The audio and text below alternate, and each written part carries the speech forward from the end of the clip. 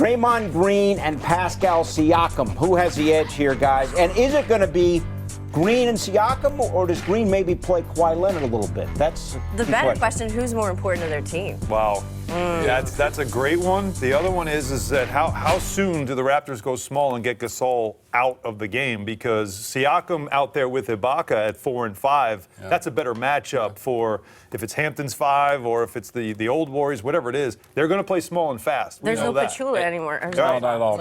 But you have to get Fred VanVleet on the court, just the way that he's playing, especially when the Warriors go small ball. You add another guard out there, and it puts someone else on notice for the Warriors on the defensive end, right? You can't sleep. You can't really back off of VanVleet because he can shoot the basketball, and he's shown that he's a capable penetrator to get to the lane and score, but also find guys for dunks. Do we all agree it's Draymond, though? And that Yeah, matchup? it has to be Draymond. Right, Draymond is the player. Oh.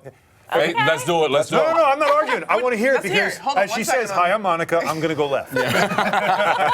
I actually think that Pascal is going to be more of an X factor in that one in terms of how he plays for his team and how he matches up with Draymond. We saw in the last series when Coach Kerr gave Draymond his praise for playing one of the better games that he saw. Draymond didn't have to exert himself defensively in that series, so he was free and he had tons of energy to become a facilitator for the Warriors. I think because Pascal and everything that we've loved about him this season, he does it all wrong, but it works for him. I think that that's going to be a different type of matchup because I think Draymond has been able to play a small at his size, has been able to play traditional positions better defensively, whereas Pascal is a little bit more of a mirror. I also think, to Alan's point, Gasol won't play a ton in this series. Do you see him really playing a lot? Well, he hasn't played well at all. He hasn't played well, and he's not going to play. He's not making shots. Look, the point guard. Who is stopping Kawhi Leonard? That's what I want to know.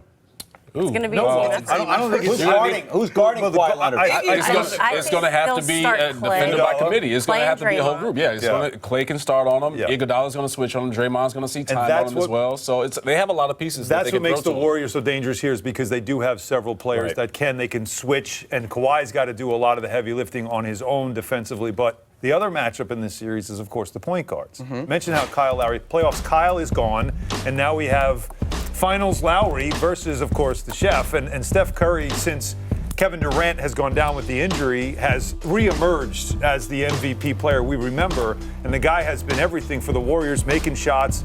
And a lot of times didn't have the ball in his hands. It's because Draymond Green was really more point forward, allowing Steph Curry to just be that hard-to-guard run around. Can Kyle Lowry or VanVleet keep up with him? And that's the question for me that needs to be answered. Can Kyle Lowry be able to sustain a full basketball game of chasing Steph Curry around the court? We saw he gave fits to Damian Lillard, C.J. McCollum. It's just what he does. Like, Steph doesn't get tired. And then at the same time, when he catches that basketball, you have to stay disciplined enough to stay down, not go for a shot fake or get yourself into early foul trouble, which Lowry has had problems with in the playoffs. But I do think the Toronto Raptors play good team defense. I think they're one team that won't get caught ball watching, which is what a lot of other teams have gotten caught with the Warriors. They're pretty good with switching. They're very versatile. So as a team, I think they might be able to handle them because of the fact that I think they're smart. They're IQ smart. They won't get caught with their head on a swivel. I'm also going to throw the wrinkle in there that Norman Powell draws some of the defensive assignment against Steph. Oh, yeah, because definitely. I think if you allow Kyle to stay locked in and ride this momentum that we've got on Finals Lowry in terms of offense, and you let a kid like Powell, who is cutting his teeth, earning his name, earning his stripes for his next contract, all you got to do is chase this man. Let's go. Lowry hasn't been there. That's my question. He hasn't been in this situation the way Steph Curry has the game gets a lot faster. The two-guard position is also one to watch because you have Klay Thompson, who we always seem to talk about him third, sometimes fourth on this Warriors team. You also have Danny Green. Huge edge here. Shout out Long Island again, by the way. Danny Green has struggled with his shooting in the last two rounds.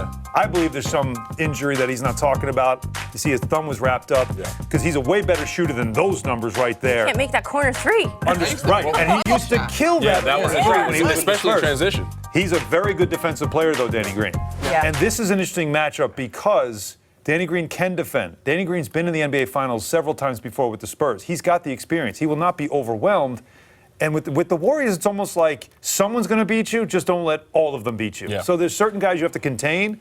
Maybe this is a matchup that if you're the Raptors, you feel like That's just all you have to worry about, Danny. Just make sure Klay doesn't get off on one game. Yeah. It has to be a situation where we've seen in the past for the Warriors in the NBA Finals. There have been games when it's just been Steph having a good game. And then maybe game 2 it's Klay. But to your point, Alan, you can't have Steph, Klay, Draymond, Andre, Iguodala, all of these guys just combining their efforts and basically becoming the Avengers. And now you're just like, all right, well, this is the depth lineup that we all feared, and now we're down 30. That's one of the things you want to avoid. But the Raptors, to your point, Jules, they can be capable of trying to slow that down. I just need offensive rebounding or defensive rebounding, from the Raptors, because I think we saw so many balls bounce toward the Warriors that were second chance opportunities in that last series. Like, if everybody commits, do your best defensively, right? Yeah.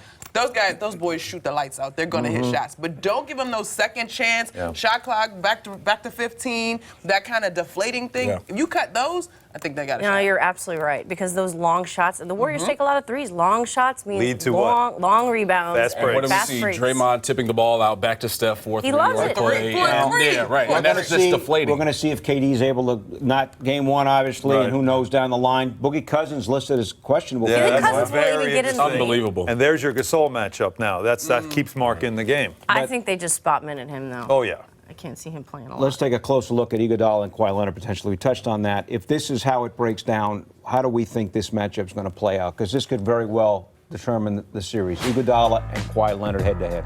Well, Iguodala has proven that he's one of the best defenders in the league. I mean, we saw what he did against LeBron, 2015 NBA Finals MVP, slowed LeBron down. But this is a tall task when you think about what Kawhi Leonard has done throughout these playoffs. He's averaging 31 points a game. 37 in the 2 games, the 2 meetings that they had in the Warriors in the regular season. So it's one of those things where you just can't put the sole focus on Iguodala to slow down Kawhi Leonard. That's a tall task. It has to be defense by committee, but at the same time, if we're just talking one-on-one individually, you got to give the edge to Kawhi Leonard. If you don't, then I'm questioning your basketball thoughts. This is 4 years later, though, on Iggy in terms of that guy that was stopping LeBron. And we saw him get held up with an injury in the last series. So I think Kawhi has gotten better. I think we may have already passed Iggy's peak. But you did see Iguodala make a huge defensive play on Lillard late in the game because of his reach and his smarts, right? And you also saw that in the last couple of series, the Warriors collectively stopped James Harden. You stop James Harden, you beat the Rockets. They collectively stopped Damian Lillard. You stop Lillard, you beat the Blazers. The Raptors, the same story. If they stop Kawhi, they'll stop the Raptors. That's what they have to focus on. They'll focus on him, and they'll say someone else beat us. Is it as easy to stop Kawhi, though? Because Kawhi's game it gets harder the deeper you go in the playoffs, of course, but it still remains with the Warriors. If you stop Steph, well, Klay might go, or this guy might go. Like, that's what the Raptors don't have, is that second or third option that, okay, take that away, we still have this. And look at the teams that the Warriors have faced over the years. They faced LeBron in Cleveland. They faced Kawhi with San Antonio. Unfortunately, got hurt in that first half in that series. But at the same time, they have just a resume of guys that were the guys, and they slowed them down with defense by committee. I think they can do it. For more great videos from the MSG 150, check out right there. And remember, our show is on Monday through Thursday, 8 to 10:30 p.m. on MSG Network and MSG Go.